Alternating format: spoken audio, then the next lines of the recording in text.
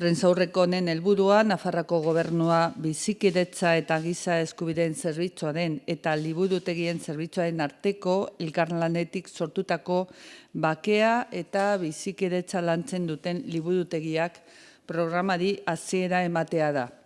Bakea eta bizikidetza lantzen duten liburutegiak ekimenak Nafarroako belaunaldi berrienei hezkuntza jarduera esperimentalak eskaini nahi dizkie. Dagoeneko lotua daude 26 saio Nafarroako geografia osoko liburutegietan datorren asteotan hasiko direnak. Gure gizarteko kultur aniztasunaren aberastasuna balioan jartzea duen garrantziaz jabetzea du helburu nagusia. Hain zuzen, duintasun horrekiko errespetuan oinarritzen den hezkuntza da bi zuzendaritza nagusiak elkartzen gaituena.